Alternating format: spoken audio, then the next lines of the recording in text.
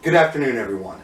Thank you for joining us for installment number 4 of the L.K. Evans Pioneer History of Greene County, Pennsylvania Book Reading Club, brought to you by the Eva K. Bowlby Public Library and the Greene County Historical Society.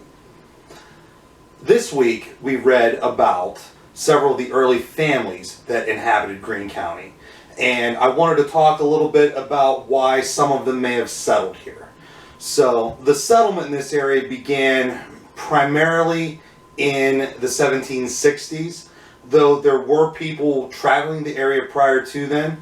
We know the Eckerlin brothers were in this area around 1754, 1755, but they didn't permanently settle in Greene County. However, they are the group from where Dunkard Creek gets their name. Dunkard Creek was named because the Eckerlins and some of the other individuals that were traveling in this area practiced full submersion baptism, dunking, hence where Dunkard Creek gets its name. It's always been a debate as to which families settled in Greene County first. Even in the L.K. Evans book, in one section it might say John Minor, in another it might specifically say the Swans, Hugheses, and Van Meters. Some of the early settlers were actually here illegally, not with permission from the colonial and British governments, but the Trans-Allegheny region, everything this side of the Allegheny Mountains, was very appealing to the settlers. Many of them still were unhappy for the same reasons that their parents and grandparents came to this continent early. They weren't happy with the way the laws were being written or administered. Or in many cases, they still weren't content with the religious freedoms they had. So lots of people were flooding over the mountains coming this way to experience the freedom that they came to this continent for in the first place.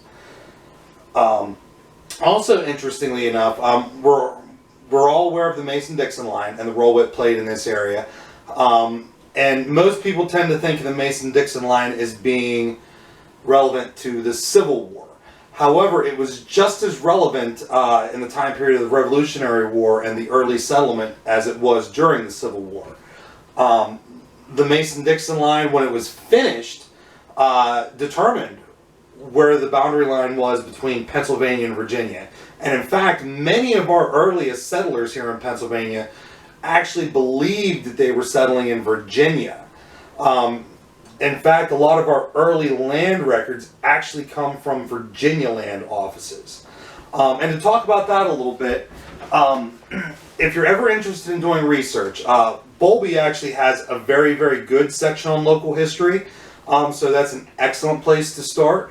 And when you get into more specific genealogical needs, like tracing ancestors back over time, Cornerstone Genealogical Society in Waynesburg is an excellent resource also. Hopefully in the near future, COVID-19 has kind of put some delays to our plans. The Greene County Historical Society's archival library will also be open. We had initially planned on it being open in June, but with the shutdowns and the loss of our volunteers, that's definitely going to be delayed now, probably till next year. One thing that's always important to talk about when you're researching this area is the Horn Papers. Now, I had mentioned the Virginia land records. Those actually can be found in Volume 3 of the Horn Papers. It's an atlas volume. However, that is the only volume of the Horn Papers that is legitimate history. Unfortunately, in the 1930s and 40s, a man by the name of William F. Horn forged lots and lots of historical documents that were related to Greene County, Pennsylvania. And in 1945, they were published. Not too long afterwards, they received some scholarly attention, and research indicated that they were farcical in nature and not to be relied upon as true historically accurate documents. In fact, it was proven that Horn himself forged some of the documents in the 1930s as he was supplying them to be published. So always, always, always make sure you check sources when you're researching things in Greene County. And if you see Horn or the Horn Papers listed as a source, you may want to double check things because there's a lot of inaccurate information there. I also wanted to talk briefly about a couple of the other early families that settled in Greene County, Pennsylvania that weren't mentioned in our reading. One of those families is actually the Anderson family. The Anderson family actually has quite a lengthy history in this country. They were here in the very, very early 1700s, possibly the late 1600s, in Harford County, Maryland. Charles Anderson, who was the first to settle in Greene County, was born in Harford County, Maryland, sometime in the 1730s. Charles was a very interesting character. He came to Greene County in the 1780s, most likely, just shortly after the Revolutionary War, and he was a captain in the Maryland militia. And there is a brief mention in, I can't remember his name, in Bancroft's History of the United States. It's a 10-volume series of books that was published between 1834 and the 1880s. Very interesting set. I believe Bowlby has a copy. It's definitely an interesting source to check out if you're researching the history of the United States or the American Revolution.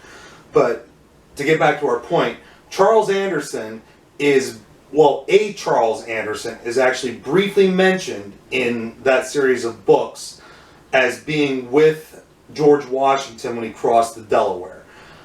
It seems as though that the Charles Anderson that is mentioned in those books is the same Charles Anderson that came to Greene County, Pennsylvania, although we haven't quite proven that.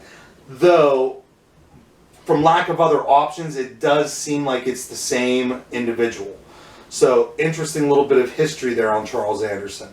Also, Charles Anderson is known for something else relatively important. He signed a document in Harford County, Maryland, which was referred to as the Bush Tavern Declaration. And that is actually considered a predecessor to the Declaration of Independence. As the Continental Congress was meeting in 1775, the selectmen or leaders of Harford County, Maryland, actually decided to put down on paper and declare that they and their constituents would adhere to any resolutions up to independence that the Continental Congress decided to come up with. Now, that may not seem much now, but at the time that would have been considered high treason, and they could have very easily been hanged, drawn, and quartered.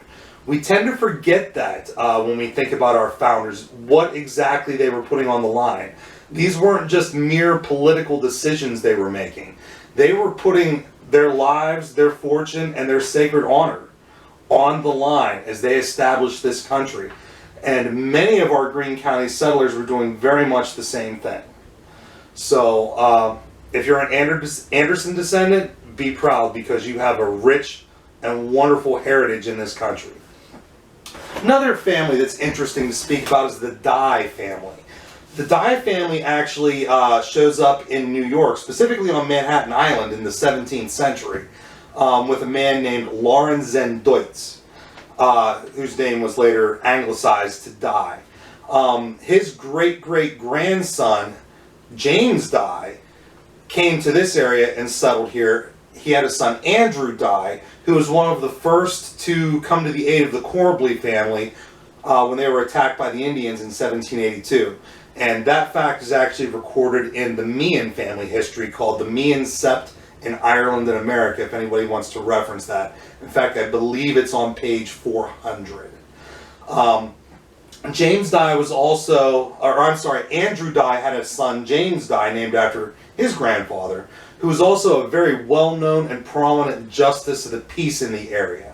And if anybody has been through the little town of Jollytown, at the western end there, right before the Jesse Taylor Monument, there's an old general store. It was the Jefferson Dye General Store.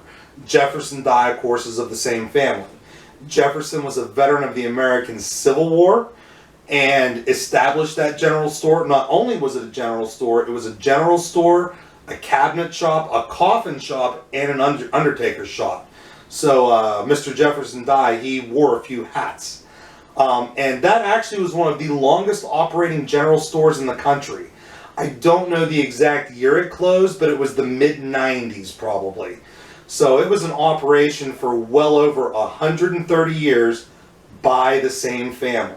Jefferson Dye's descendant, Elizabeth Rice, who is now deceased, was the last person to operate that store. So another little interesting piece of trivia.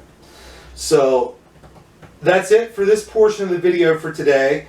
I'm actually going to include a clip from a recent Greene County Historical Society project entitled In Their Words. This is a video documentary that talks about our Revolutionary and Civil War veterans and accounts by them in their own words. And the account that I'm going to include in this video today is about Lot Leonard, who was on our reading assignment. So here's the clip, and thank you for joining us. Bye.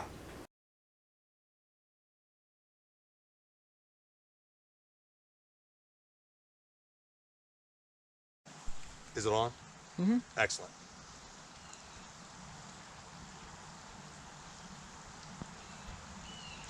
It was about the 1st of June, 1775, when I went out to guard the coast about the commencement of the war for 2 months as a volunteer militiaman under Captain Condit in Menham Township, Morris County, New Jersey.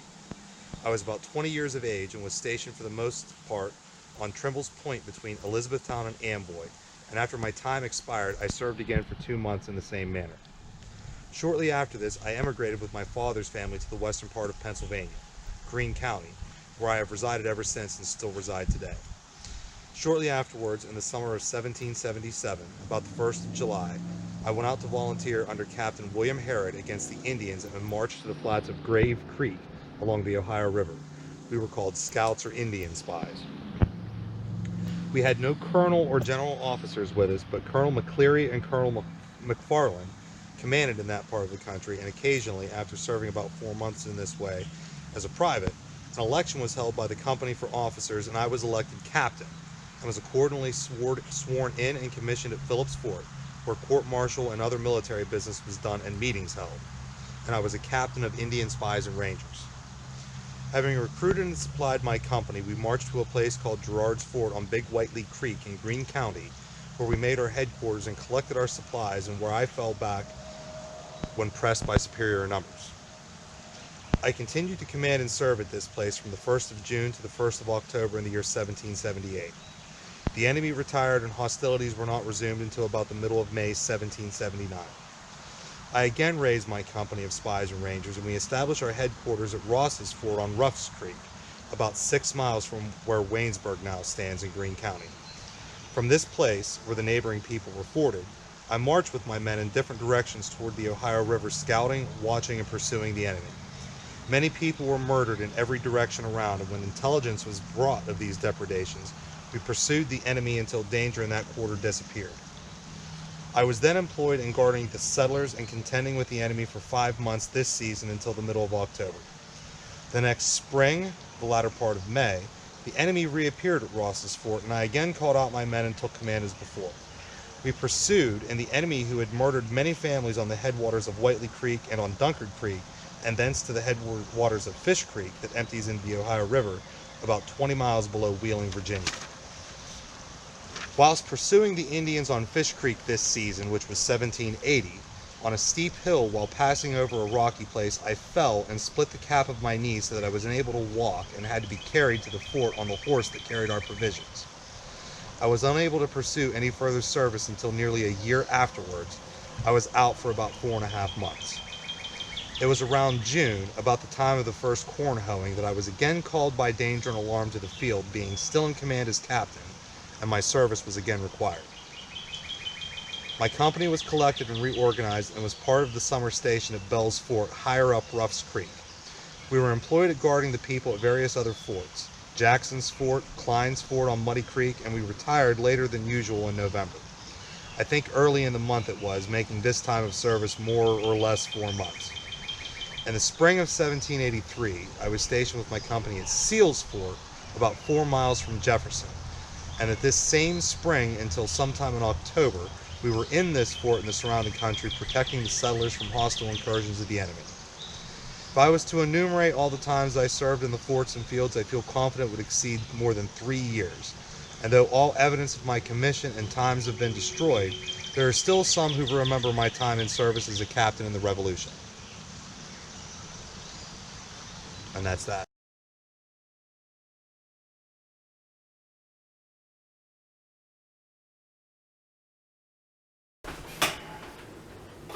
Alright, I hope you guys enjoyed that little bit of a history lesson from one of our Revolutionary War patriots, Lot Leonard. And here's our reading assignments for next week. We're hoping to continue this through June, but we're going to continue it as long as we have subject matter left in the book to talk about. So our reading assignments are on page 57.